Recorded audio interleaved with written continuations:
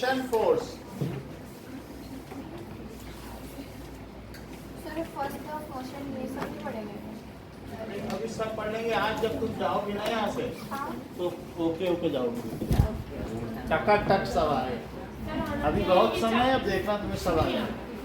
अभी देख लो friction force, the force which opposes any kind of relative motion between two objects in contact. The force which oppose two kind of force which opposes any kind of relative forces of relative motion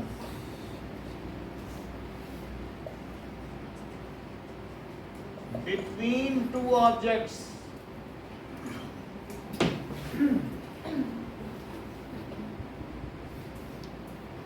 in contact is called frictional force. उसे क्या कहेंगे? Frictional force, या फिर इसको कहेंगे घर्षण बल, घर्षण बल, और सिंपली इसको ये फ्रिक्शन भी कह सकते हैं। देखो मान लीजिए कि अगर एक अलमीरा है और उसको एक बच्चा यहाँ से धक्का देके पुश करके चाहता है कि प्रेशर लगा के इसे धक्का दे दे, पर धक्का नहीं दे पा रहा है। इसने इसके ऊपर 2 न्यूटन का फोर्स लगाया। इसने कहा ये तो अलमीरा खिसक ही नहीं रही है, हम इसको खिसका रहे हैं।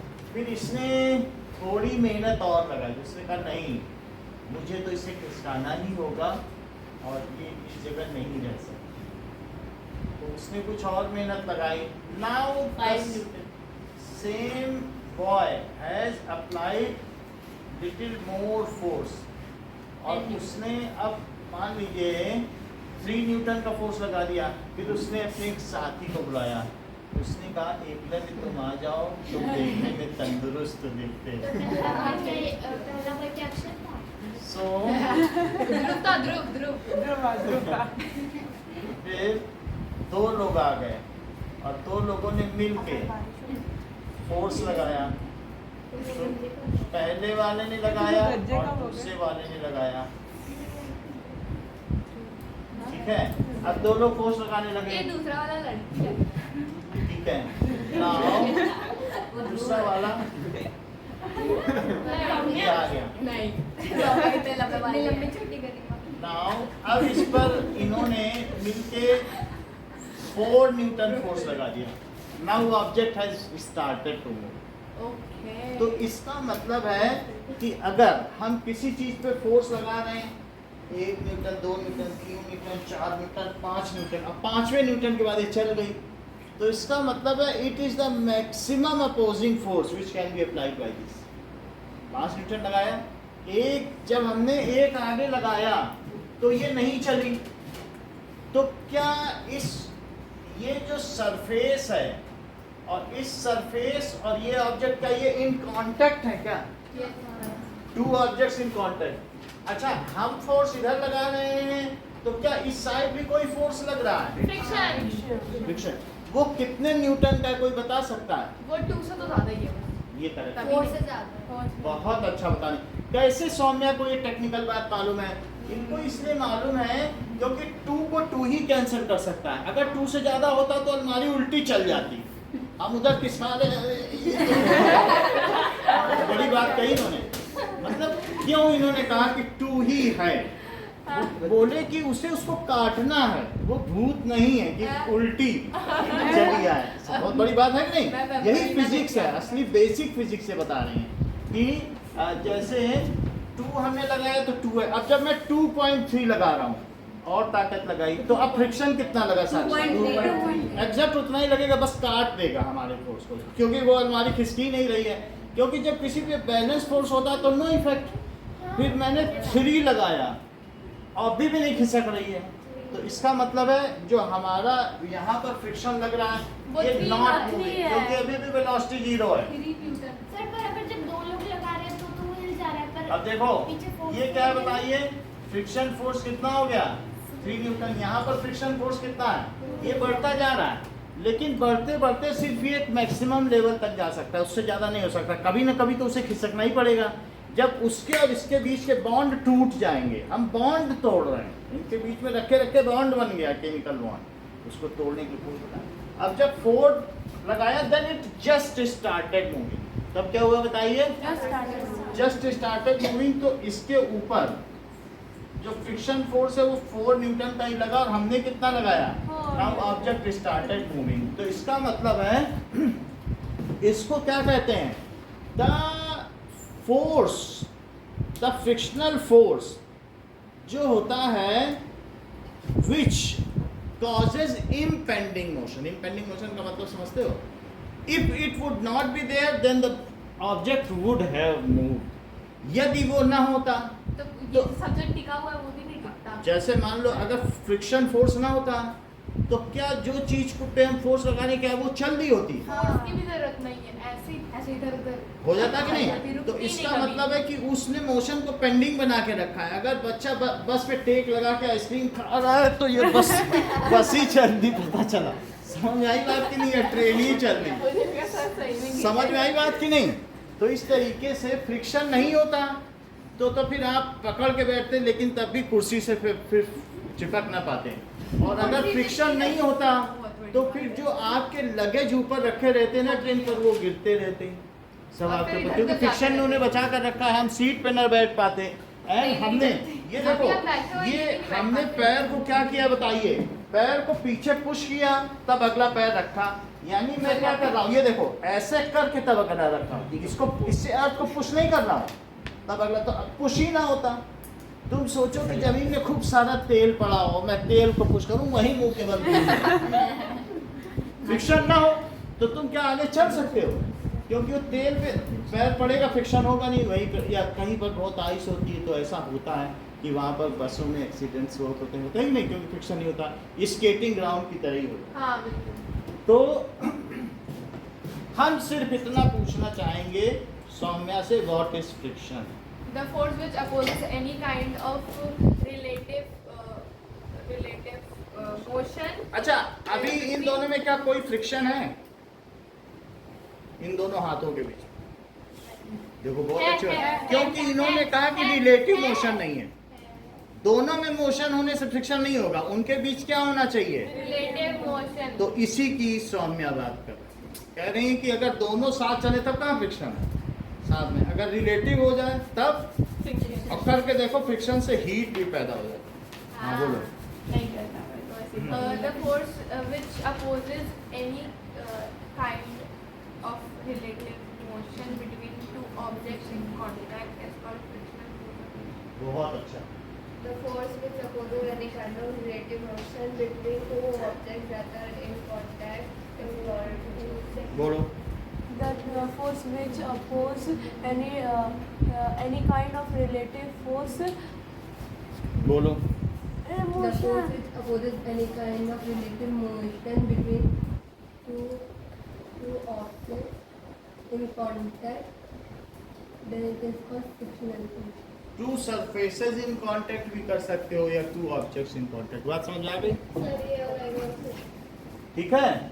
So it the frictional force जो भी होता है, it started from zero and attains a maximum value. ये कितने से स्टार्ट होता है बताओ, जितना हम लगाएंगे उतना। It is always equal to applied force. It started from zero, it starts from zero and attains a maximum value. अगर आप 4 न्यूटन से ज़्यादा लगा दोगे तो वो नेट फोर्स है। मान लीजिए कि अब ये चलने लग गया है, it is about to move. ये क्या हो गया है, अबाउट टू मूव। अब इस पर, इसी कपबोर्ड पर ये देखो 5 न्यूटन का फोर्स लग रहा है और ये चलने लगी है। क्या गरिमा ये बता पाएंगे कि इस पर नेट फोर्स क्या लग रहा है? बोलो। ये सिर्फ इसलिए नहीं बता पाई है कि ये लेट आई हैं या और कोई रीजन है? अंशिका।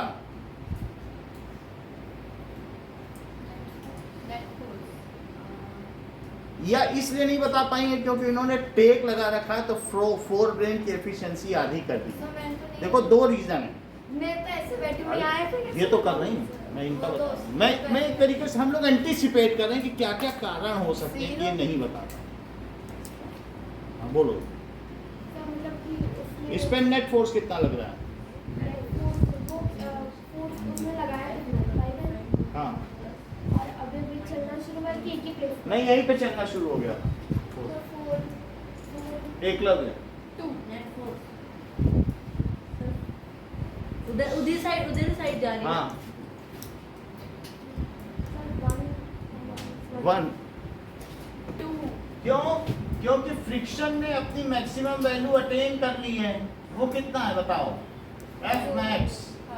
और हमने कितना फोर्स लगाया इधर, तो 4 से 4 कैंसिल हो गया। लगाया था तो चलना शुरू कर दी थी ना। 4 से चलना शुरू की, यानी अब फ्रिक्शन ये it is just about to, ये क्या था 4 पे। अच्छा अब फिर जब मैं अब जितना एक्स्ट्रा लगाऊंगा वो उसको मिल जाएगा। तो बताओ F नेट क्या है? बताओ टेक वाली ने। हाँ F नेट क्या है? देख वाली मेरे को इसी F नेट क्या है? करने से क्या होता है? हो सकता है टेक की वजह से मैं बता पाई हूँ। आप कितना है? 1 बहुत अच्छा, पिता ने कितना अच्छा बताया। अच्छा F नेट जो इधर फोर्स लगे उसे पॉजिटिव लो, और जो और लेफ्ट जो लगे वो इधर लगे नेगेटिव तो क्या +5N है? हाँ और फ्रिक्शन फोर्स किधर लग रहा है? लेफ्ट साइड तो +1 न्यूटन, यानी 1 Newton force. Net force is acting 1 Newton towards right. हैं? सबसे पहले मैंने ये बताया था, मुझे पता है so net force is 1 Newton acting on object is 1 Newton towards right। अब देखो, अगर ये अलमारी रखी हुई है तो सृष्टि इस पर लगने वाला फ्रिक्शन फोर्स क्या है? ये वाले हाँ रखी है, रखी कोई इस पे है। फोर्स नहीं लगा रहा।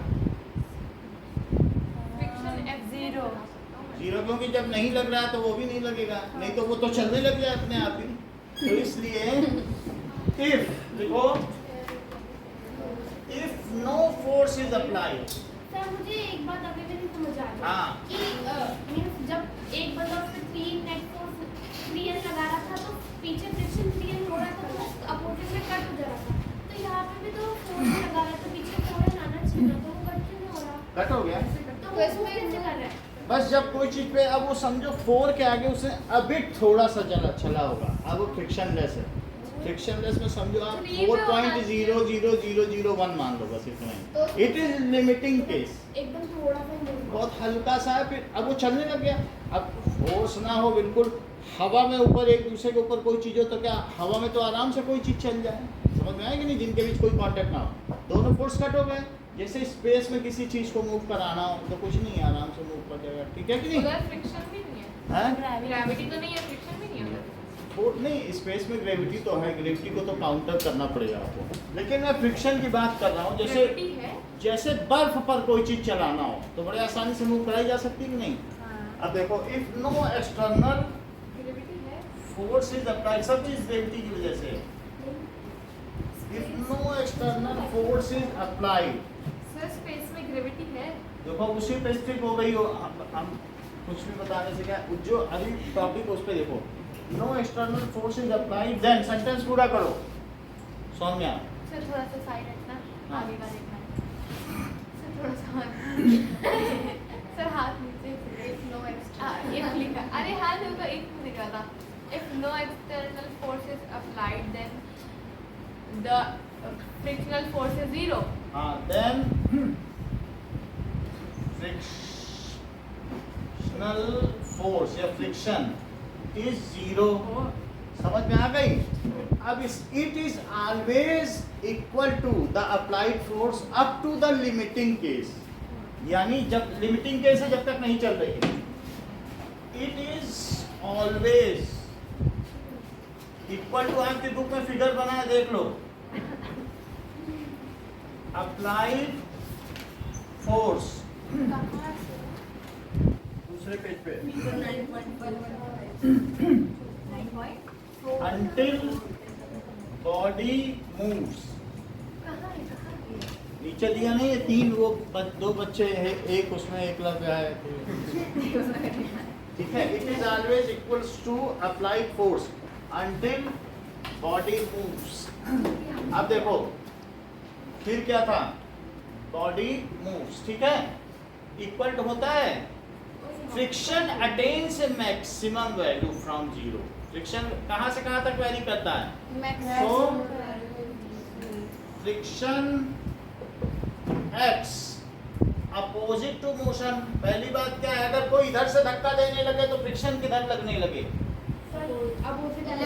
इधर लगे friction acts opposite to applied force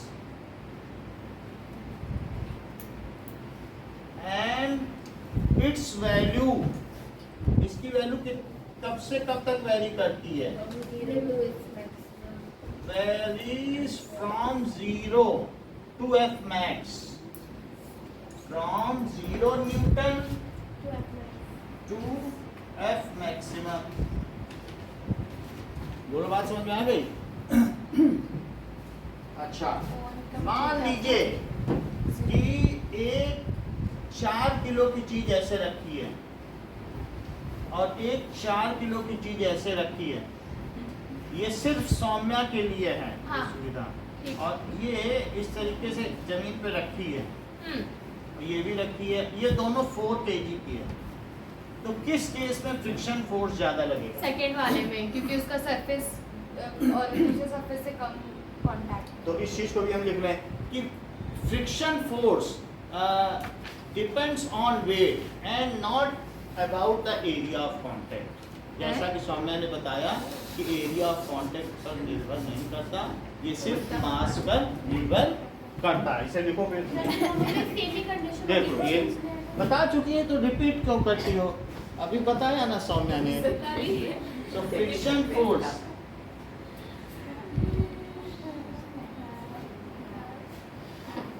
ठीक है depends on mass of body किस पे डिपेंड करेगा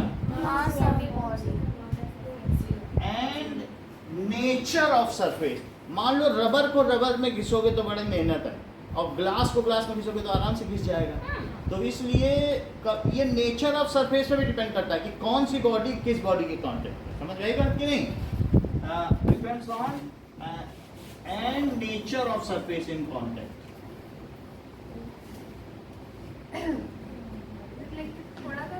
थोड़ा तो वेरी करेगा ना ये देखो कितना क्लियर करके हर चीज बताएं बट नॉट आप लोग नोट नहीं करोगे अगर सौम्या के नोट्स तो बाद में पछताओगे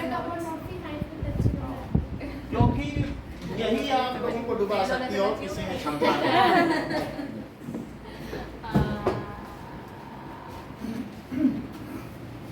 इतनी बात समझ में आ गई अब जरा देखो आगे बढ़ते हैं फर्स्ट लॉ ऑफ मोशन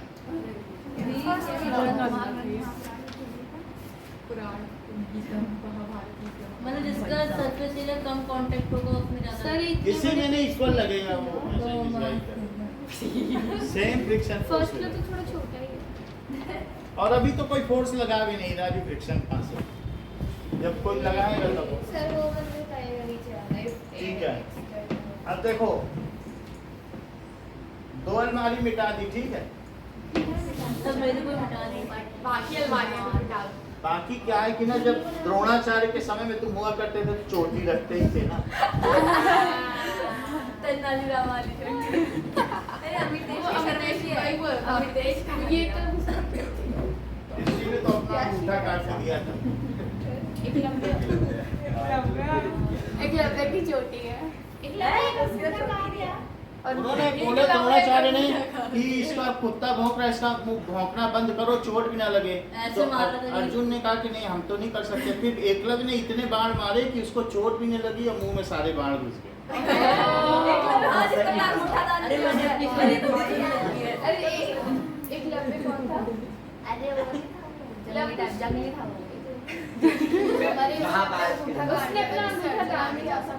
अरे उसके ये टीचर देखो। बहुत ज्यादा डिस्क्रिमिनेट करते थे, उनको चाहिए था आदमी ज्यादा पढ़े लिखे भाई, होते। तो डिस्क्रिमिनेशन नहीं करते था। हाँ तो तुम अपना खा ले दो। चलिए क्या है? अब देखो सर ये क्या है? ये टेबल है, सो टेबल में यहाँ पर ये देखो, सो यहाँ टेबल में एक चीज रखी है तो क्या इस पर वेट लगेगा? 2 किलो की है, लेकिन ये नीचे नहीं जा रही, ऊपर नहीं जा रही है, तो ऊपर की ओर भी कोई रिएक्शन लग रहा है क्या? कभी भी जैसे तुम यहाँ खड़े हो तो क्या तुम्हारे पैर की जो एड़ी है उसमें लगता है कि यहाँ कुछ दब रहा है, तो अर्थ से आपको रिएक्शन मिलता है। आपका वेट, और ये देख लो मैंने ये हाथ अभी दबा दिया, हाँ तो वो भी आपको वापस मेरे हाथ में यहाँ पे क्या आ गया? एक फोर्स आ रहा है, लग रहा है जैसे हमारे हाथ पे कोई फोर्स लगा है। कुछ नहीं तो तुम इस पे दबाओ तो तुम्हें लगेगा नहीं जैसे यहाँ से हमें कुछ फोर्स मिला, बैक फोर्स मिल रहा है कि नहीं? तो ये इसको कहते हैं रिएक्शन फोर्स। आपने किसी पे एक्शन किया तो उसके बदले आपको क्या मिला? रिएक्शन। तो वो रिएक्शन इसके पाए पे आ रहा है, whatever are its pegs. तो इस पर रिएक्शन फोर्स जो भी आ रहा है, तो इस पे 4 पाए हैं। तो कोई भी चीज पर जो वेट लगता है, किसी भी चीज पर क्या है? वेट। तो वेट किसके इक्वल होता है? Mass into gravitational acceleration. G की वैल्यू जानते हो कितनी होती है? 9.8। यानी कोई चीज अगर सुन लो, कोई चीज ऊपर सुन लें, कोई चीज ऊपर से अगर छोड़ी जाए तो 0 से छोड़ी गई, 1 सेकंड बाद उसका कितना वेलोसिटी होगी? 10 मीटर पर सेकंड। 10 मीटर या फिर 9.8 मीटर पर सेकंड। और फिर अगले 1 सेकंड बाद कितनी होगी? 9.8। हर सेकंड में 9.8 बढ़ती जाएगी। 1 सेकंड बाद 9.8। ये देखो, कोई भी चीज अगर ऊपर से मंजिल से छोड़ी जाए तो उसकी वेलोसिटी कितनी है? 0। बोलो 1 सेकंड बाद कितनी होगी? 9.8 मीटर पर सेकंड। 1 और सेकंड बाद कितनी होगी? इतनी स्पीड से आ रही है और तो भी मैंने एक और सेकंड बाद कितनी होगी? बोलो।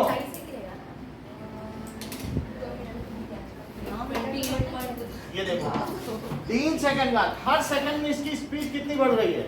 9.8। So change in velocity per second is called acceleration, and if it is offered by gravity then it is called gravitational acceleration. Repeat करो।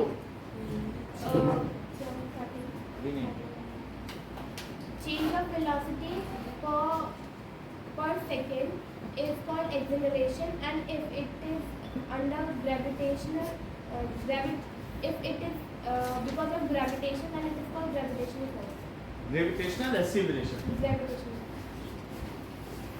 If a velocity बहुत अच्छा, इतना भी ठीक है, बता तो रही है अभी इनिशियल स्टेज में, कितना अच्छा बता रही। Change of velocity per second is called acceleration.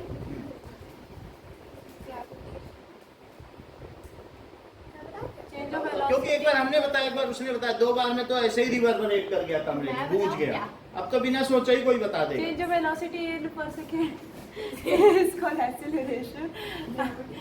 And then And if it is due to gravity, and it's due to gravity, it is gravitational force.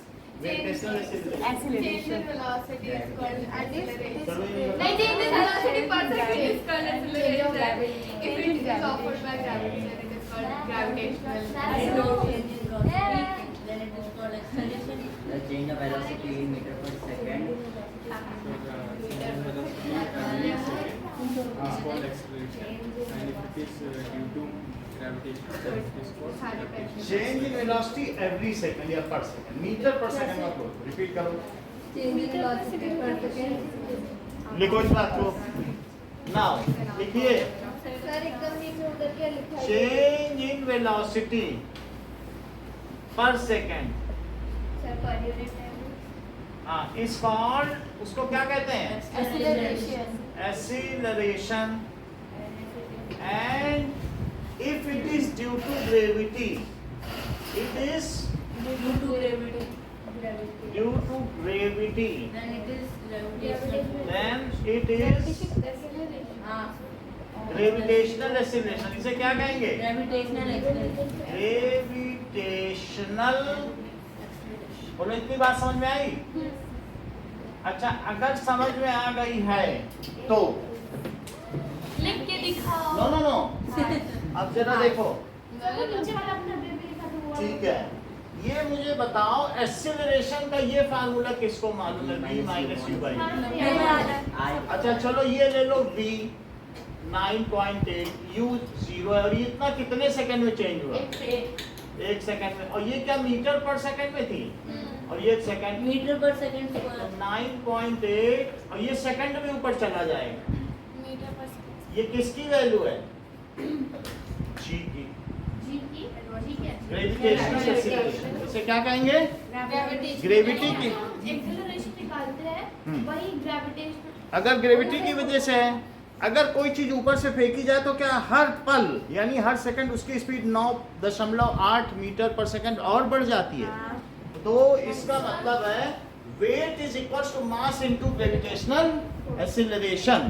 अच्छा, अगर कोई 3 सेकंड में एक धरती पर गिर रहा है तो मरेगा ज्यादा, या 1 सेकंड गिरा है तो उसके मरने के ज्यादा चांस है? 1 सेकंड। 1 सेकंड। क्योंकि 1 सेकंड में उसकी कम वेलोसिटी होगी तो कम मरेगा, सृष्टि ने ऑब्वियसली ये बता दिया।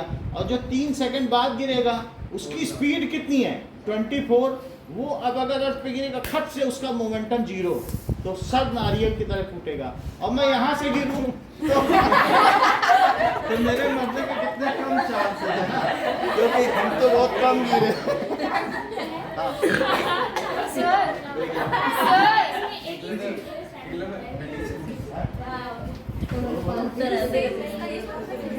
यहाँ से क्या बोलो?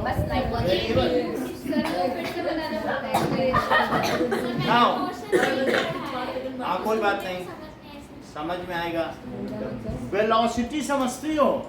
सुनिए, सुन लें कि दैट इज, अगर आप 40 मीटर पर सेकंड चल रही हो स्कूटी पे, तो 1 सेकंड में 40 चल रही हो तो आपकी वेलोसिटी 40 मीटर पर सेकंड। 1 सेकंड में जो चलो वो वेलोसिटी जितना चलो। तो ये इस समय किस स्पीड से चल रहा है? क्या 9.8 मीटर हर सेकंड में चल रहा है?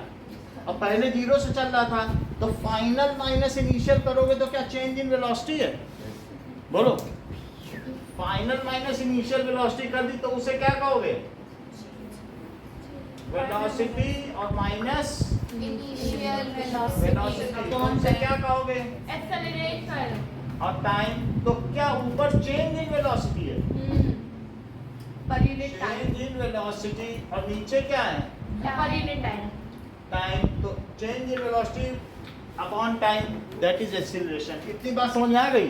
देखो, अगर समझ में आ गई है तो ही आप बताना कि मान लो कोई चीज 0 मीटर पर सेकंड से चल रही थी और अभी उसकी स्पीड 10 मीटर पर सेकंड हो गई है, और ऐसा इस पर फोर्स लगने की वजह से, फोर्स लगाओगे चाहे इंजन का लगाओ या झटका दो तभी तो होगी, और ऐसा इसने 4 सेकंड में प्राप्त किया, तो क्या आप मुझे ये बताएंगे कि एक्सीलरेशन इस पर कितना एक्ट कर रहा है?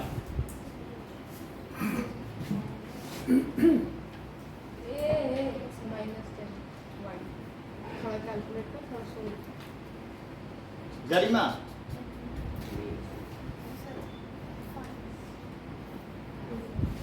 बोलो। मैं बताऊंगी।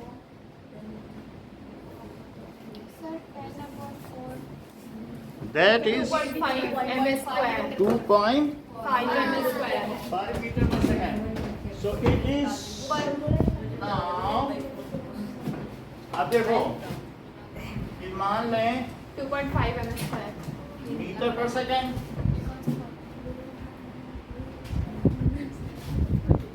सर आपको मोशन बढ़ाना है। अब कोई बात नहीं। अब ये देखो, क्योंकि इसकी जरूरत पड़ेगी इसे बता दे रहे हैं। एक्सीलरेशन या क्या हो गया? v माइनस यू बाई, तो क्या 10 माइनस 0/4 हो गया? तो 10/4 कितना हो गया? 2.5 मीटर पर सेकंड। 2.5 मीटर पर सेकंड। बोलो, बात समझ आ गई? हर सेकंड का इसकी इतनी स्पीड बढ़ी होगी। 0 से पहले सेकंड में 2.5, दूसरे सेकंड में 5, तीसरे सेकंड में 7.5 और चौथे सेकंड में 10। पहुंच गया कि नहीं? अच्छा, आप बताइए, weight is equals to, mass into gram. बताते ही नहीं, इतना सब कुछ कह रहे हो फिर तब कह रहे हो मास कि इनटू gravitational acceleration को ग्राम में मास इनटू ग्रेविटेशन। कैसे आगे बढ़ पाएंगे अगर आप ऐसे करोगे? ठीक है कि नहीं? Mass into gravitational acceleration, so weight is equal to mass into gravitational acceleration. अगर तुम 40 किलो के हो या समझो 10 किलो के हो, तो तुम्हारा वेट कितना है? कितना? ये एक्यूट माइंडेड लोग होते हैं। अब लोग घास छीलते रह जाएंगे, बढ़ जाएंगे। इन्होंने तुरंत बताया कि वेट 10 केजी है, तुरंत इन्होंने 9.8 का मल्टीप्लाई किया और बोला 98 न्यूटन। ये होता है गरिमा। हम लोग गरिमा का क्यों सम्मान करते हैं? यही वो reason। और कोई लेमैन होता अनाड़ी, कहता 10 किलो। ये देखो, ये चीज होती है। एकलव्य भी तब तक कैलकुलेट ही कर रहे थे। सर हो गया था। हो ही गया था। वो बताने वाले थे 10 ग्राम। समझ में आ गई बात? और अगर 100 किलो गेहूं की बोरी है तो बताओ उसका वेट कितना होगा? 90 हाँ 980 न्यूटन। कितना? 980 न्यूटन। मैंने बताया था सबसे मतलब 980 न्यूटन हो गया कि नहीं? तो अब ये बताओ अंशिका, अगर इसका वेट किसका? 2 किलो की चीज है तो पहले इसका वेट बताओ। इसका वेट हाँ। 2 kg। अच्छा, वेट तो बता दो। अच्छा 2 kg into 2 into 9.8। अब अपने बता। एक सेकंड सर। 19.6 जाना 19.6 19.6 न्यूटन। कैसे? करने को कितना है? 19.6 न्यूटन। और इस पर नॉर्मल रिएक्शन बताओ। कोई नहीं, देखो जब बात करो बताओ। Sir normal reaction. करेक्ट। जैसे बताया नहीं इन्होंने नॉर्मल रिएक्शन, हमने कहा नॉर्मल रिएक्शन बताओ, बताएंगे नहीं नॉर्मल रिएक्शन। ये इनका नॉर्मल मतलब जब भी किसी पर वेट लगता है, अभी कैसे इन्होंने बताया? सर ये तो हमने नहीं पता था, आपने नहीं बताया। ये देखो बहुत अच्छा बताया कि जब हम पैर रखे तो मेरी एड़ी के ऊपर एक फोर्स आया कि नहीं? हाथ भी रख के दिखाया तो वहां से रिएक्शन आया। ये समझ गए कि सर किसकी बात कर, ऊपर 2 kg ये ऊपर से नीचे वेट है तो नीचे से ऊपर क्या लग रहा है, वो कितना लगेगा? 19 तो 19.6 ऊपर की ओर है। ये तो बताया भी नहीं था सर ने। बताया था। बताए तो था ही। देखो इसीलिए तो गरिमा ने बोला नॉर्मल रिएक्शन। 19.6, लेकिन सबसे बड़ी बात है इतना ही क्यों बोला? क्योंकि उनको मालूम है कि ये ऑब्जेक्ट ना ऊपर जा रहा है ना नीचे, तो बोल रही है कि जो इस पर जितना इसका वेट है उतना ही ऊपर फोर्स है। तो क्या बैलेंस फोर्स है? ये नीचे का फोर्स ऊपर से कैंसिल हो रहा है, तो इसलिए ये ऑब्जेक्ट ना, ये बोलो हवा में तैरने लग गया क्या ऊपर, या नीचे गिरने लग गया? Is it yielding? क्या ये जमीन में धंसने लग गया और ना ऊपर जा रहा है? तो क्या इस पर नेट फोर्स कितना है? 0। जो डाउनवर्ड वेट है वो किसके इक्वल है? Normal reaction. जो हमारा वेट है उतना ही हमारे पैर पे कितना लग रहा है? Normal reaction. हमारे ऊपर नॉर्मल रिएक्शन ज्यादा लगेगा कि किसी मोटे भारी आदमी पर, क्योंकि उसका वेट भी ज्यादा होगा। समझ में आ रही बात की नहीं? बाद में समझ आए।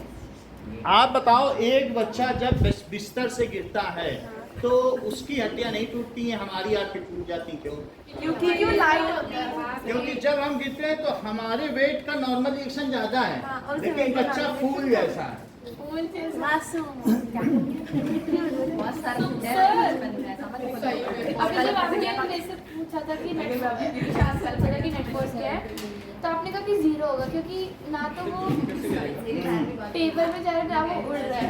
तो जब हमने वो बॉक्स वाला आपने मेरे सुन से ले, पूछा हाँ, कि एक जब हंसने से उत्तर नहीं दे जाएगा, पूछ से उत्तर दो।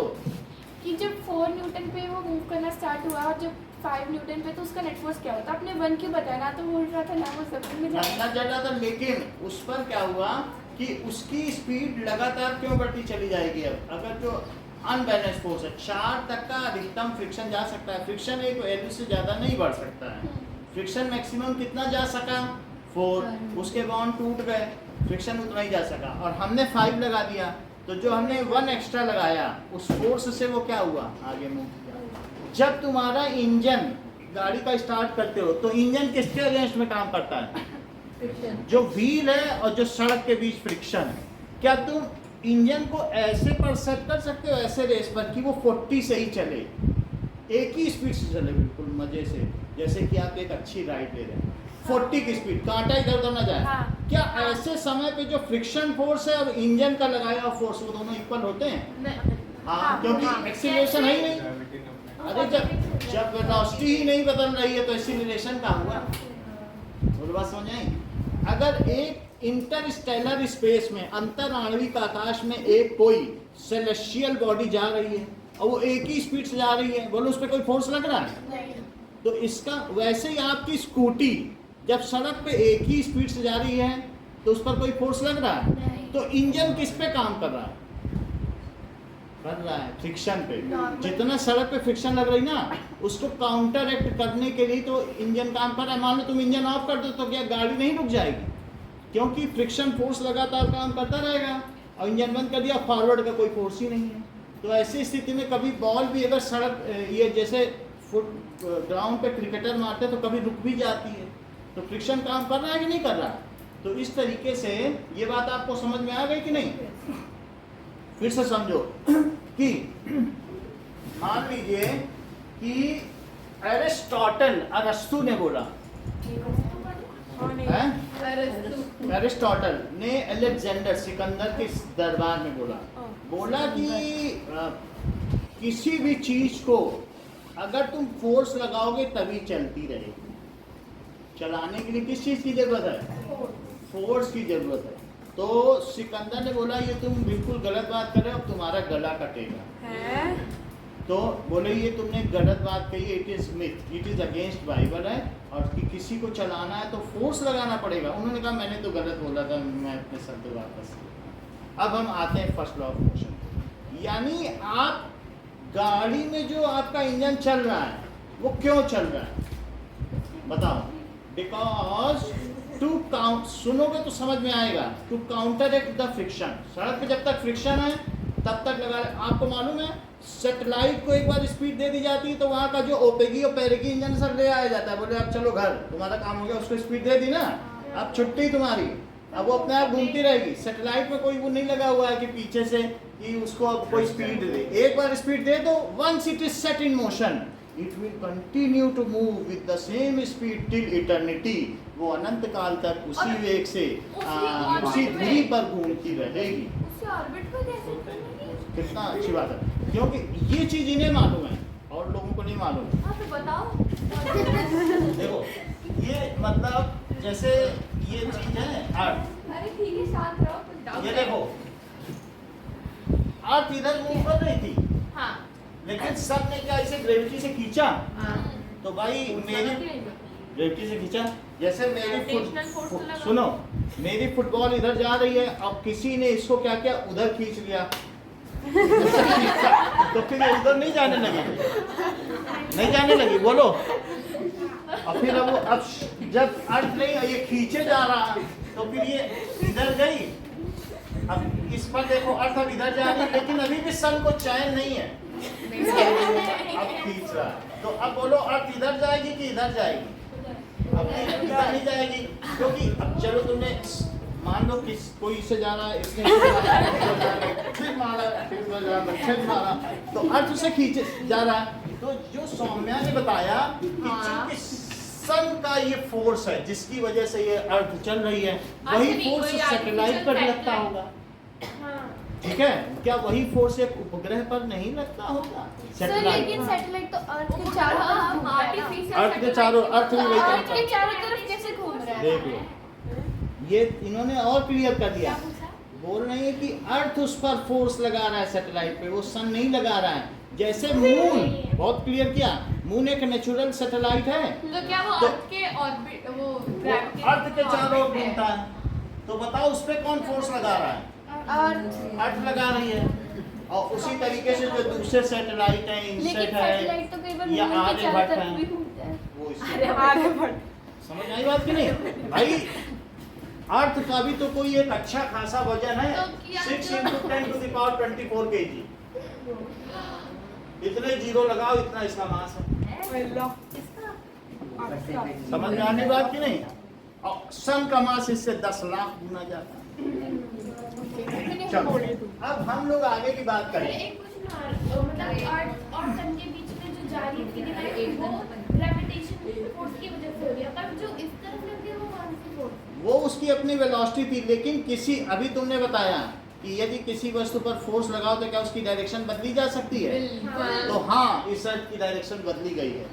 तो if the force is are, भाई देखो वो बोल रही हैं व्हाट इज, सुनो उनका भी तो सुनो, what is uniform circular motion? If force is acting always perpendicular to velocity, then objects keep on moving in circular path with same speed and it is called uniform circular motion। यानी हम इधर चल रहे हैं और कोई हमको इधर से धक्का दे तो हम उधर चले जाएंगे कि नहीं? हमारी स्पीड बढ़ेगी कि नहीं बढ़ेगी? नहीं बदलेगी ना। बोलो बात समझ में आएगी नहीं? सर तो हाँ, एक बात और पूछनी है। कभी कभी जब हम सैटेलाइट्स भेजते हैं तो वो तो मून के चारों तरफ भी घूमते हैं, लेकिन मून पे तो ग्रेविटेशन नहीं है, तो वो कैसे घूमते हैं? मून का अपना मास है। मून भी जो है 10,000 टाइम्स कम है अर्थ के मास से। सबके पास अपना मास है, पर ग्रेविटेशन तो नहीं। सबके पास ग्रेविटेशन है। इस फोन के पास भी ग्रेविटेशन है, जिसका मास 100 ग्राम है उस पर भी ग्रेविटेशन। वो चीज़ केपलर ने बताई, दिखाया कि एक उन्होंने इतना बड़ा लोहे की चीज़ लगाई और दूसरी चीज़ को घुमा के दिखा दिया, बोला देखो घूम रही है, देखो। नहीं समझ आया। एक कोई भी चीज़ जिसका मास है उस पर ग्रेविटी है और उसके चारों कोई ना कोई चीज घूम सकती है। गरिमा ने बता दिया क्लियरली। नेट किस लिए है? इस पेन के अराउंड, हाँ? इसके अराउंड। अब हम आगे बढ़े तो पता चले।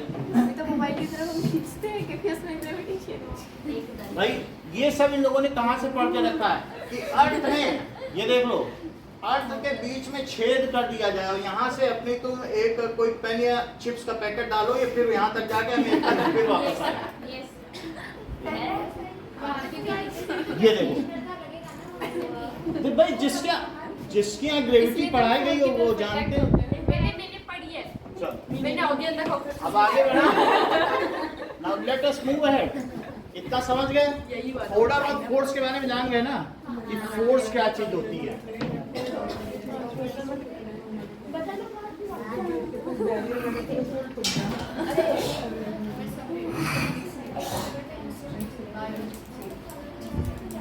नेक्स्ट इज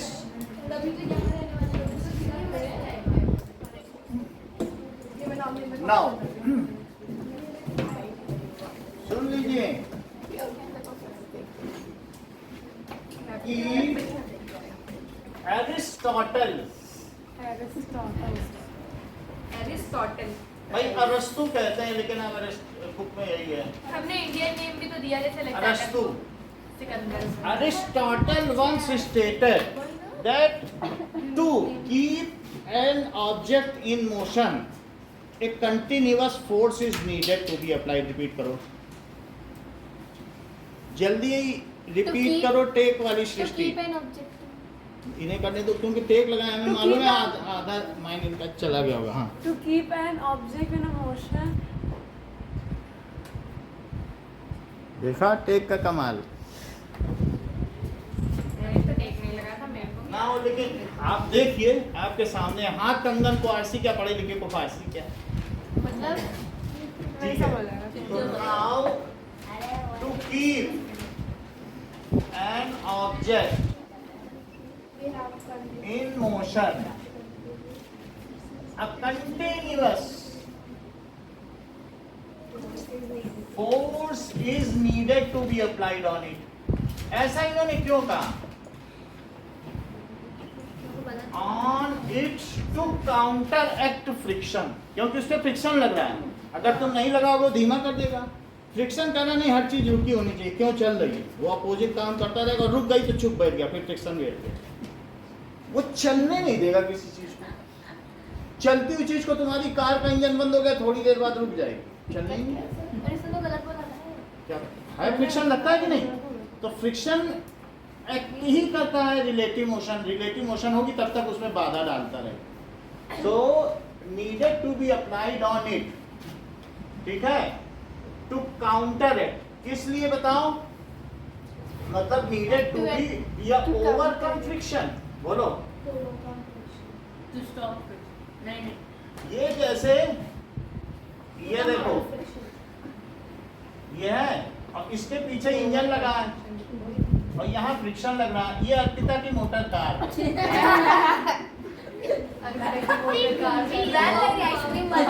इसका ये इंजन है, इंजन आगे फोर्स लगा रहा है और ये इस पर फ्रिक्शन फोर्स पीछे लगा है और ये अर्पिता मजे से बैठी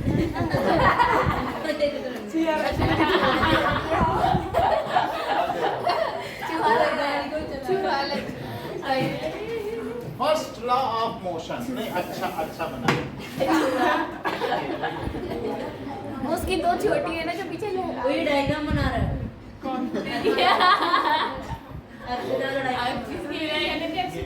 ये कोचिंग में आ रही है, पढ़ रही है, वहाँ टेस्ट होगा।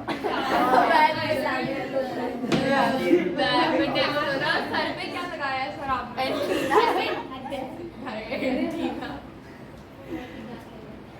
अक्षय ढंग का बनाना। First law of motion. अब जरा देखो, फर्स्ट लॉ ऑफ मोशन जो है इसके बारे में गैलीलियो गैलीली ने क्या कहा?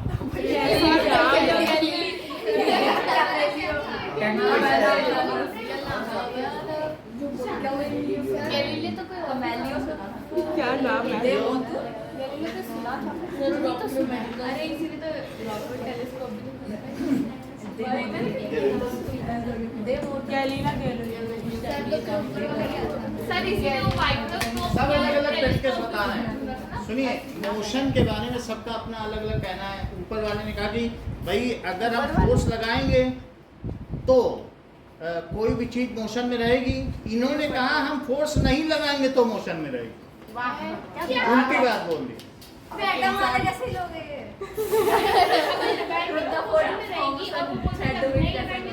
हाँ, ये बोलना है और यही फर्स्ट लॉ बना।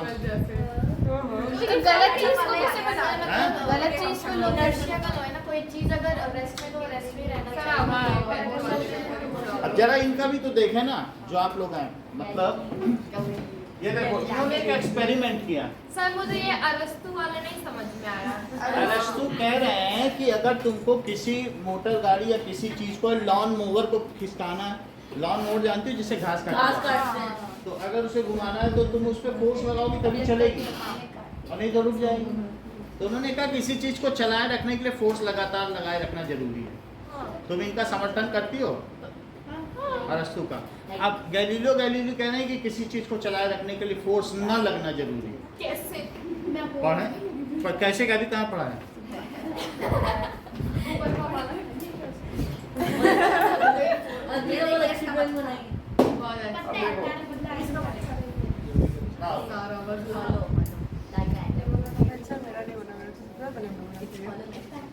देखो अभी तो हमने पढ़ाया भी नहीं, आप कह रही ऐसे कैसे? पढ़ाया नहीं तभी तो पूछ रही है।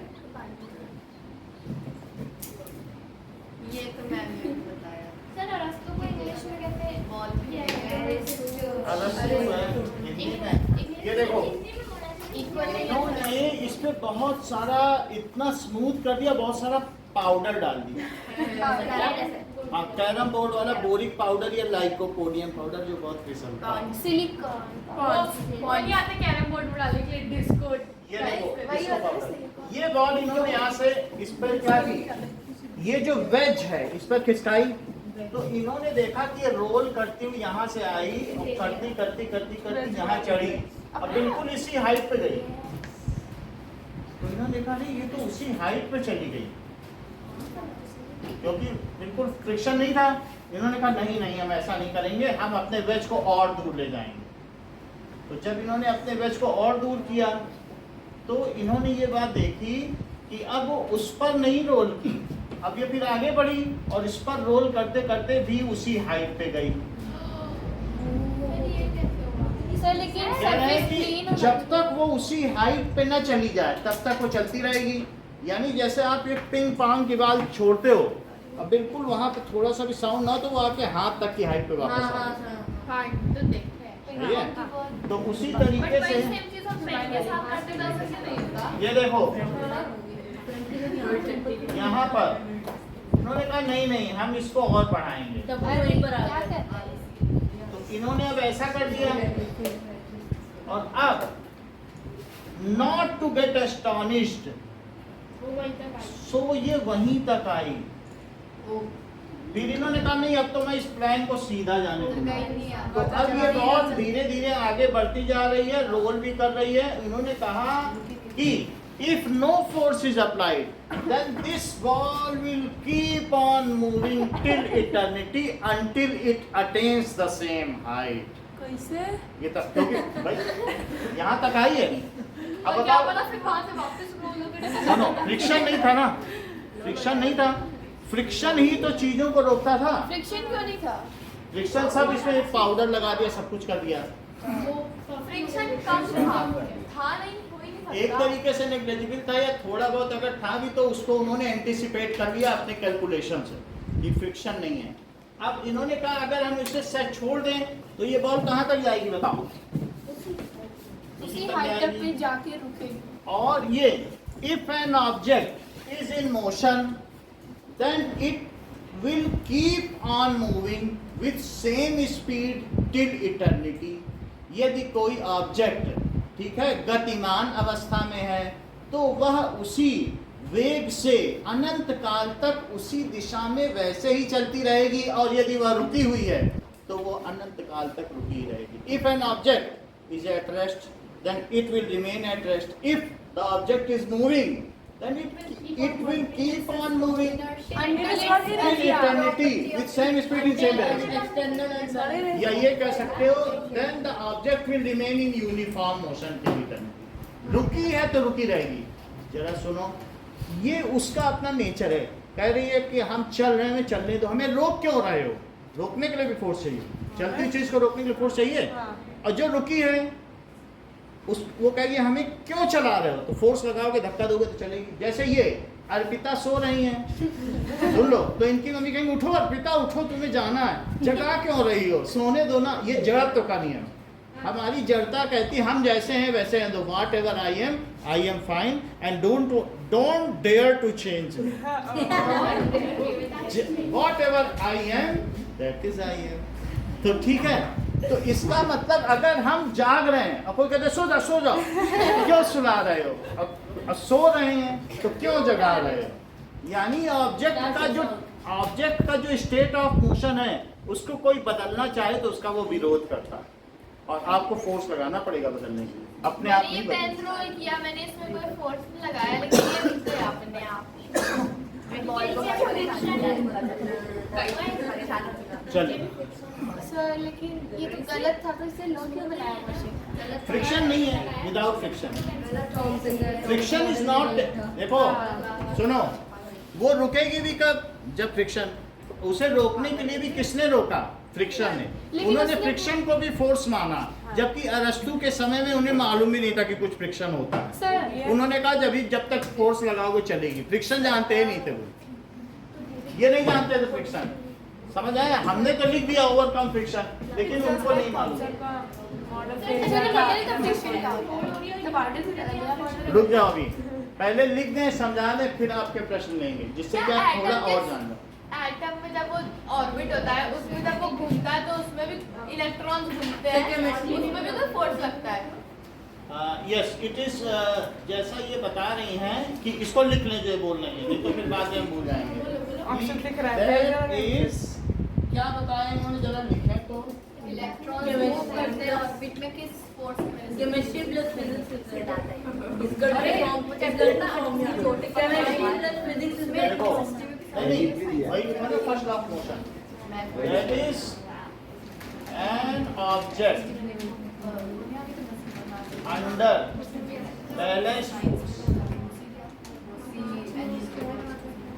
देखो, an object under balance force, ठीक है, क्या है? सर मेरे क्वेश्चन का आंसर तो दो। वही तो दे रहे, जब बता दे तो तभी तो दे पाएंगे। आई एम तुरंत ईगर चाहिए। टू। ठीक है, now if at rest will remain at rest sir मेरे को मेरे अब रुक का आंसर जानना है। If it is moving,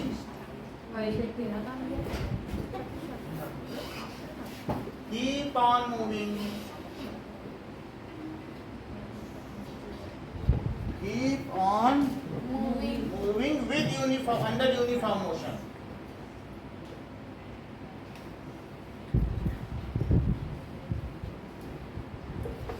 ये चीज है। अगर वो रेस्ट पर है तो रेस्ट पर रहेगी, और अगर चल रही है सो यूनिफॉर्म मोशन में चलती रहेगी। बैलेंस फोर्स का मतलब क्या होता है? जिस पर नेट फोर्स क्या लगाओ, वही तो बैलेंस फोर्स है। सो अगर किसी पर कोई फोर्स जीरो लग रहा है तो चलती हुई चीज अपने आप रुक जाएगी क्या? उस पर फ्रिक्शन भी नहीं लग रहा, कुछ नहीं लग रहा, तो रुक जाएगी क्या? नहीं, फ्रिक्शन ही नहीं लग रहा। हवा में इंटरस्टेलर स्पेस में कितने सारे बॉडीज चल रहे हैं, कोई सन चल रहा है, कोई प्लैनेट चल रहा है, कहीं कोई रुक रहा है, कुछ अपने आप रुक जाता है क्या? फोर्स के बिना तो नहीं रुकता। कोई चीज रुकी है तो वो रुकी रहेगी, कोई चीज चल रही है फोर्स ना लग रहा हो तो उसी डायरेक्शन में उसी स्पीड से चलती रहेगी। रिपीट करो, यही फर्स्ट लॉ ऑफ मोशन।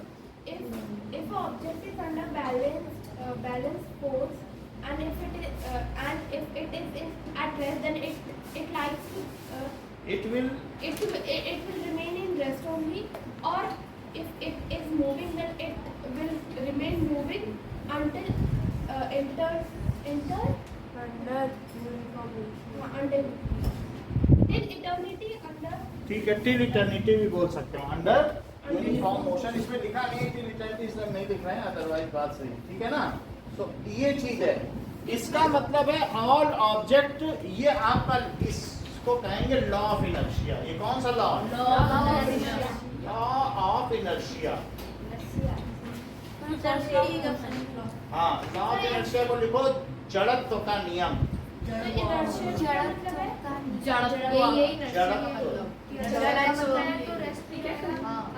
इस लॉ को हम फर्स्ट लॉ भी कह सकते हैं, First law of motion.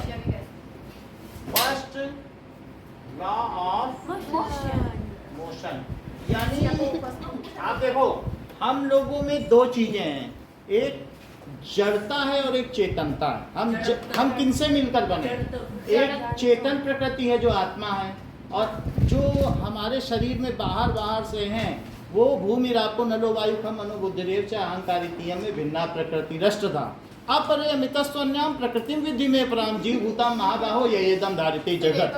यानी समझ लो पहले बात गीता में लिखी है, हम सभी लोगों को मालूम है, सबके घर गीता है, ठीक है, 7वें अध्याय में। जरा सुन तो लो कि एक जड़ प्रकृति है और एक चेतन प्रकृति। यानी जैसे भूमि रापो अनल वायु और हम, यानी ये जो 5 चीजें हैं, 5 कौन सी चीजें हैं?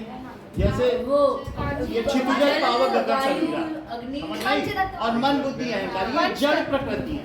ये सब हमें सब किसकी ओर ले जाती हैं? ये प्रकृति की ओर। और एक चीज है जो अपरिमित स्वनाम प्रकृति विधि में परामिक परा प्रकृति, वो हमें परमात्मा की ओर ले जाती है। तो उसी तरीके से जैसे आपके लिए शायरी भी बोल रहे हैं, जिंदगी क्या है अनासिर का ज़ुहूरे तरकीब, मौत क्या है इन्हीं अज़्ज़ा का परेशान। इनके लिखे हुए शायर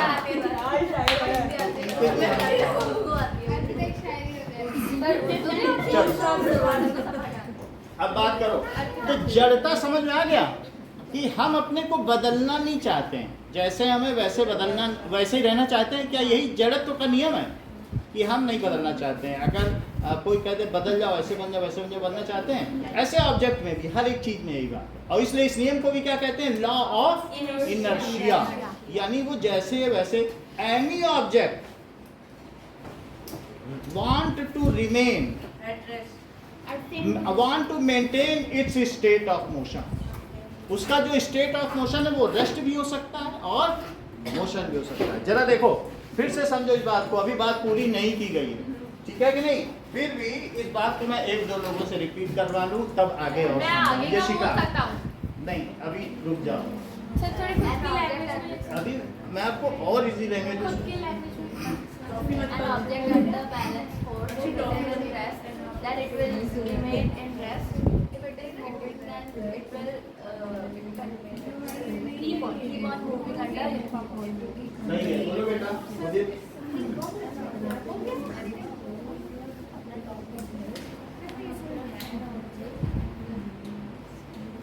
जो वस्तु स्थिर है वो स्थिर अवस्था में बनी रहेगी, जो गतिमान है वो सदैव उसी दिशा में उसी वेग से गतिमान रहेगी। यही जड़त्व होता है। The object which is at rest will remain at rest. The object which is moving will keep on moving in the same direction till eternity. It is the law of inertia. What is inertia? That is the tendency of an object to change the state of motion. हर एक object है वो विरोध करता नहीं, मेरी स्थिति ने बदलो। एक बहुत बड़ा पत्थर रखा है और हम खिसकाने की कोशिश करें, वो खिसक नहीं रहा है, तो क्या वो विरोध कर रहा है? नहीं खिसकना चाहता है। हाँ, और एक चलता हुआ पत्थर आ रहा है और हम उसे रोकना चाहते हैं तो रुकना भी नहीं चाहता, वो फिर विरोध कर रहा है। हम फोर्स लगाएंगे तो रुकेगा। अरे हमें चलने दो, हटो यहाँ से। चलता हुआ चलना चाहता है और रुका हुआ दोनों ही स्थितियों में विरोध है। जैसे ट्रक आ रहा है, हम सोचे हाथ रख के रोक ले, वो क्या कहेंगे? हमें चलने दो, तुम मर जाओ, नहीं तो मारे जाओगे। भाई आप क्या बात है? What are the things destructive? आप पढ़िए, ये क्या लिखा है उसको पढ़ो ठीक से। 116 डिग्री है कि नहीं? यही तो जड़ता है। वो क्यों इंगेज करती है चार लोगों को? मैंने नहीं किया, वो कर रही थी, मैंने उससे पेन लिया है जब आप आए हो। तो वो क्या आप बताते हो द टेंडेंसी? तो अब अपने आते वो टेढ़ी इसीलिए बैठी है। वो कर रही थी, उसने मेरे को वो भी सीधे बैठ जाए, अभी सब चीजें सही हो जाए।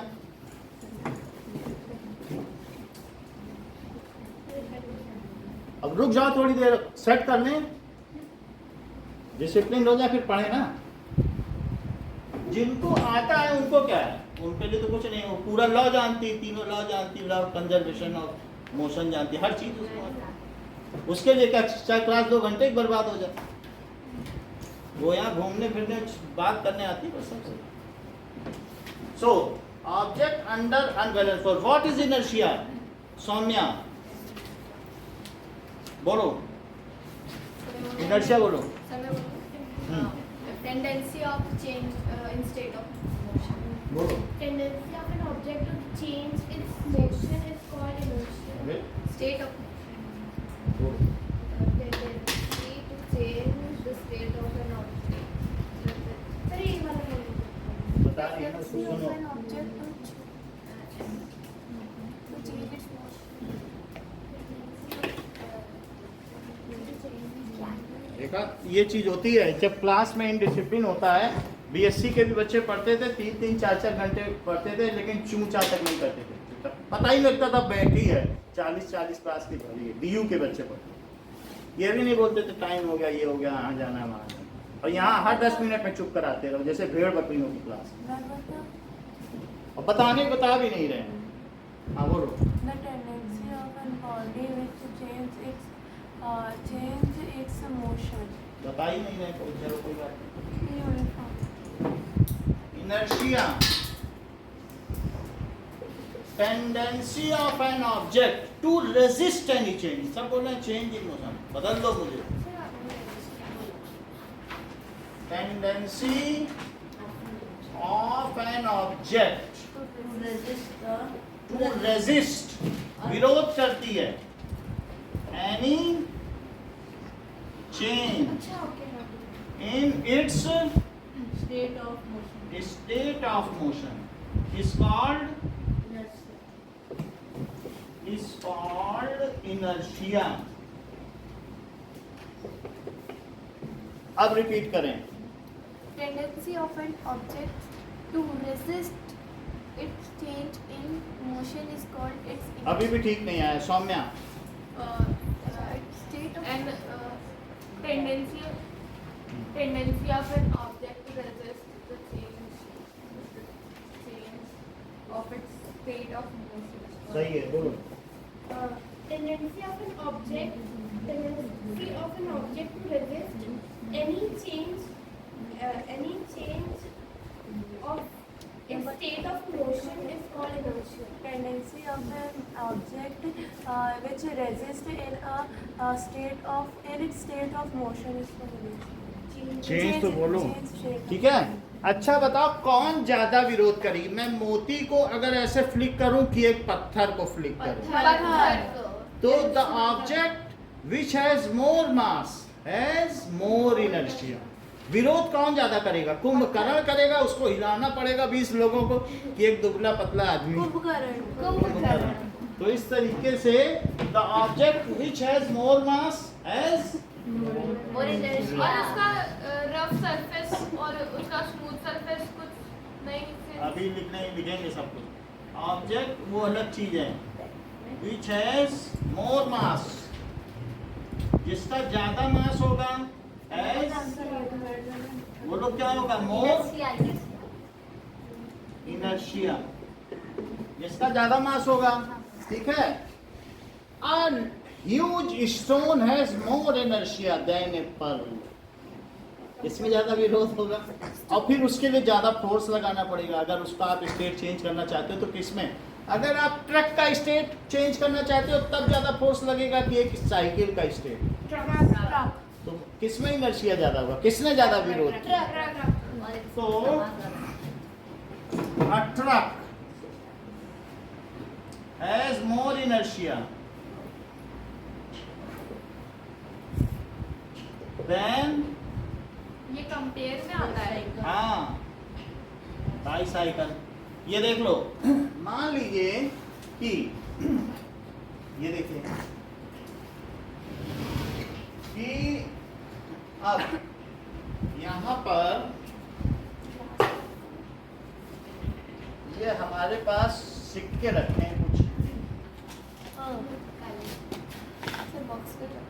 ये देखो, और ये कौन से जगह वाली एक्टिविटी? इसको हमने दबा के कार्ड रखा। ये देखो एक कार्ड में है। अगर जैसे किसी कार्ड सो ये देखो, ये मैंने कार्ड रख लिया इसके ऊपर, और ये देखो सिक्का रख दिया। क्या ये रेस्ट पर है? बोलो, ये सिक्का तो रेस्ट पर है ना, और मैंने ये कार्ड सही नहीं, कार्ड से थोड़ा सा इसको स्टेपल करने कार्ड सर उड़ जाएगा। है, मोटा कार्ड है ना, ये वो स्टेपल। थोड़ा सा क्रेडिट कर दे। तो क्रेडिट कार्ड रखो ना। डिपेंडेंट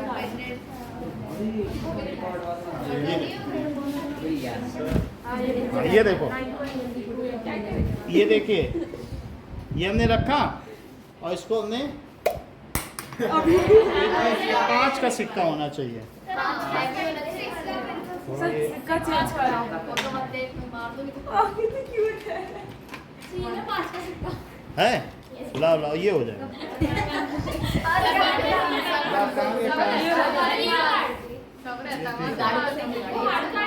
ये देखो, हार्ड कार्ड। ये देखो, ये ठीक है। तो इसका क्या मतलब हुआ? छोटे से मैजिक बोलते। समझ में आया कि यहाँ पर ये रेस्ट पर थी, उसने बोला कार्ड से तुम जाते हो तो जाओ, हम नहीं जाएंगे, हम तो रेस्ट पर हैं और हम रेस्ट पे ही रहेंगे। तुम्हें कार्ड को फ्लिक करना है तो उड़ो। और when it as it loses its base under gravity it falls inside. बात समझ में आ गई कि नहीं? जैसे इसने बेस लूज किया तो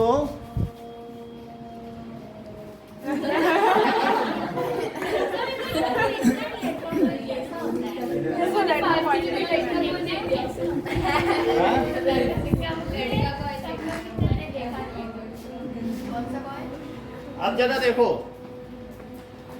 now let us see some examples of it. TV खुल गई। स्कैटरिंग एक्सपेरिमेंट के बाद जाके खुली है टीवी। बेचारा रेस्ट पे। एक और दिखाना गरिमा। हाँ देख नाम क्या बंदे दिखाना, देखने दे।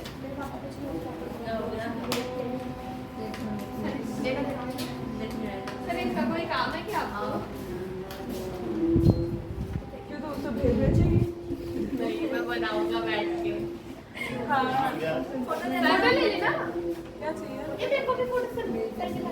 किस चीज़ की? मेरे को भी भेजना। ये तो गूगल पे आराम से कहीं ना अरे देव लाओ ना इस तरीके से हाँ ये आवाज नहीं करने ओके अच्छे से खींचना ऐसे नहीं करेंगे बर्बाद ही खींचूंगी मैं आधी आधी करके खींचूंगी मैं खींचूंगी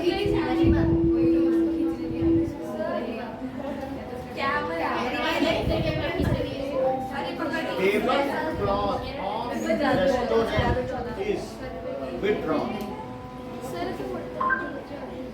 रख दो उसी में फिर सर इंग्लिश का रीड करवा दो क्या ले रहा हूँ मैं जान दो इसे सर ये लो नहीं यार दे दिया ना गरीब को देने हाँ देखा वो वही बर्बाद है कैमरा सर वो सही 30 सेकंड वाली सर दिखा दे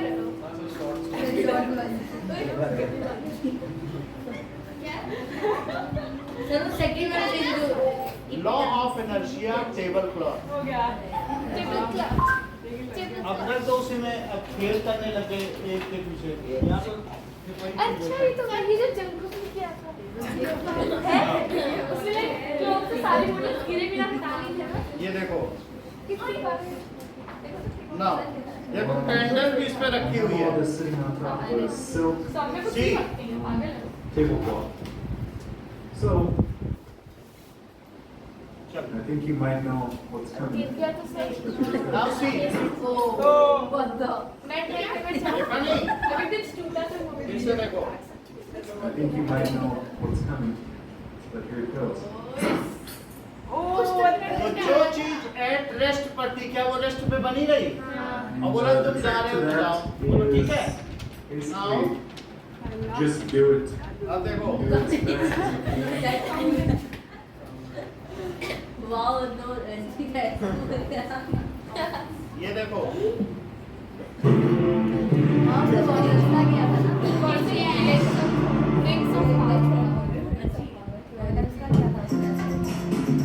टीवी के अंदर की थी जब को नहीं पता नहीं होले वही Every kid that's out there that's watching, and so on the side of success. That's exactly right. Let's wrap it down. Ready? Good thing. So that's where there's a little bit of right. So there's a little tiny. Right? So you're gonna be here like this, and your hands are tight, straight down to your toes. Got it? Straight down to your toes. No hesitation at all. Okay. All right, ready? Little drum roll. I'm gonna count you. Ready? 3, 2, 1, hard. And the crowd goes wild. Now you can do your own thing. You can do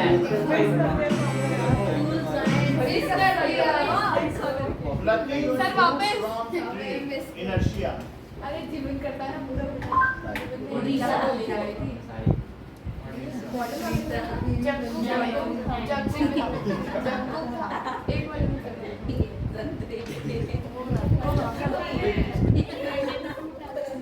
क्या sir पुराना वाले roots falling from tree inertia देखो जैसे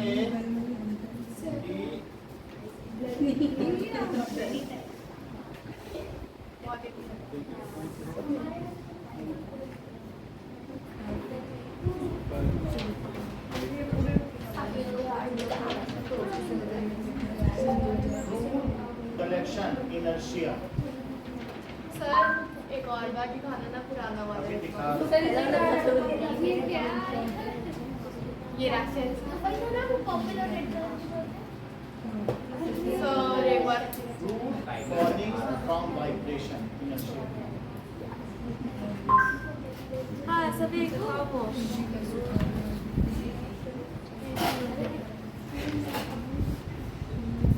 sir या तो वो वाली Newton वाली ऊपर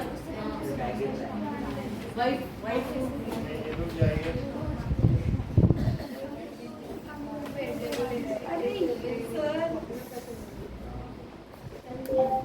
root collection सर एक और बार दिखाओ ना वो पुराना वाला वो वर्ड याद हुआ सर प्लीज दिखाओ ना हाँ कब बोला अभी तो कह रही थी क्या मैंने जस्ट पूछा था हमें भी सुनाओ क्या फिर तूने कहा ना कि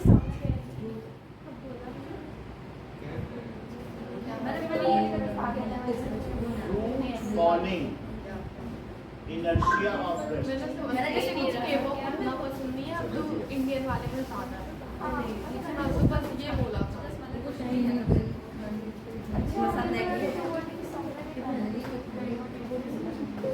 फ्रूट कलेक्शन व्हीकल,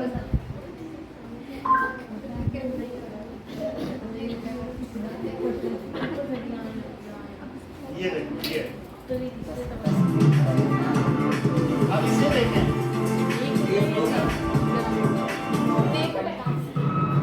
देखो कितनी अच्छी मशीन है। ये फ्रूट है, अब इसको हिलाएगा,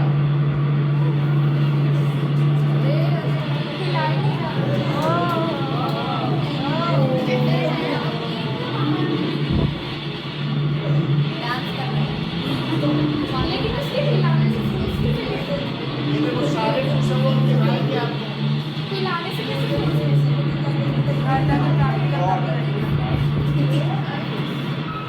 अब इस अम्ब्रेला में फ्रूट आ गए सारे।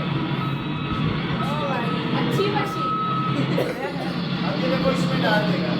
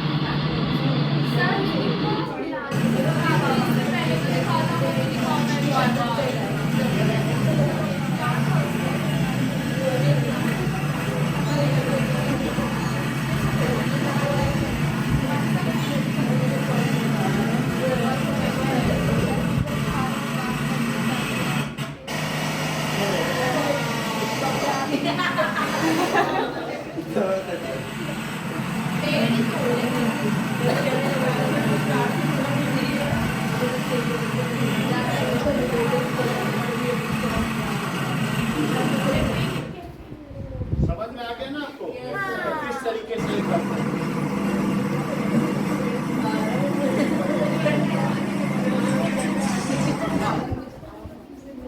अब जरा देखें, ये बात हमने देख ली है कि इनर्शिया का काम क्या है। तो हमने देखा जो चीज चल रही है वो चलती रहेगी और जो रुकी है वो रुकी रहेगी। अब क्वेश्चन देखो कि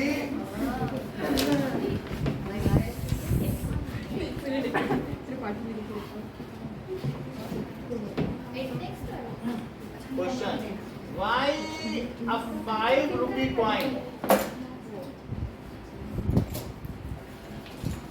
ठीक है, drops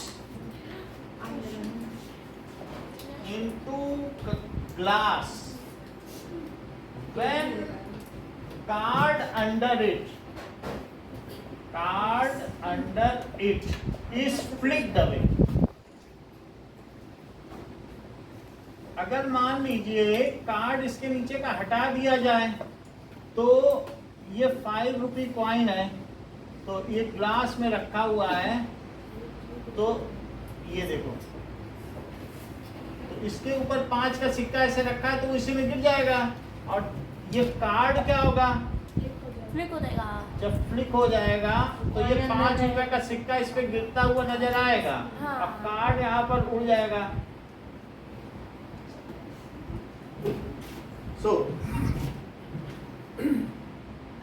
इनर्शिया 3 चीजों का होता है। इनर्शिया के types of inertia, types of inertia. पहला क्या है, inertia of rest.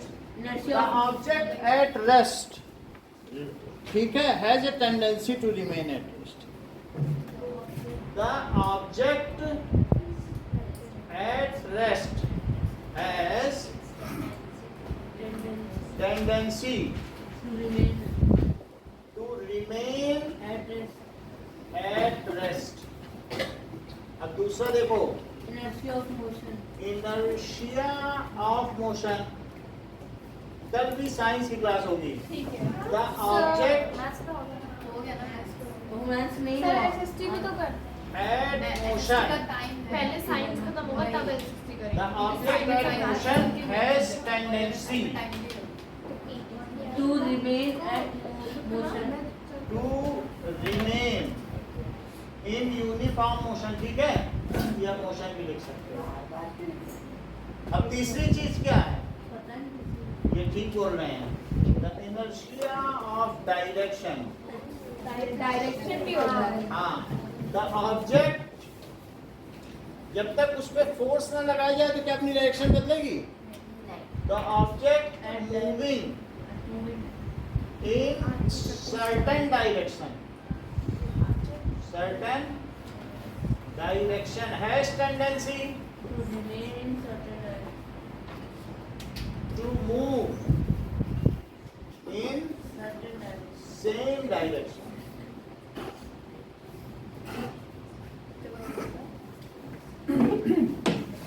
Now,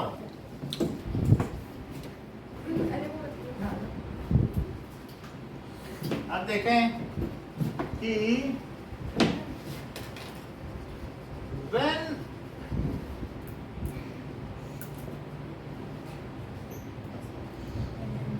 card kept over glass, card kept over glass is flicked, then card flies away, card flies away, but 5 rupee coin which was initially at rest, वो शुरू में कैसा था? Initially at rest. Which was initially at rest तो sir ये inertia of rest से होगा. will remain at rest Due to inertia. due to inertia of rest.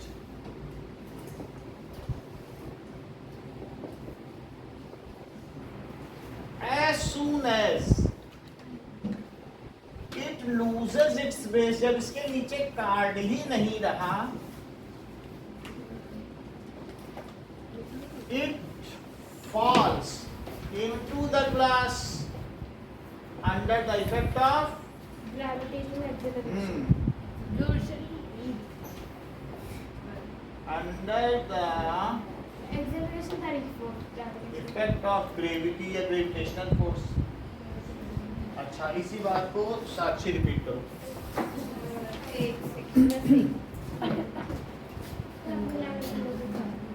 Language बदल नहीं सकती है. मतलब बोलेंगे यही शॉर्ट वर्ड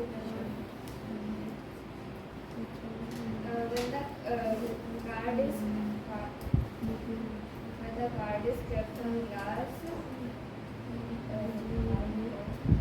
ठीक है, पहले लिख लो उसको. मैं बोलूं? हाँ, बोलो.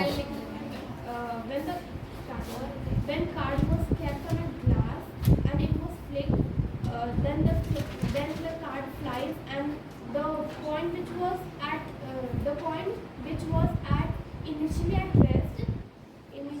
initially at rest loses its base,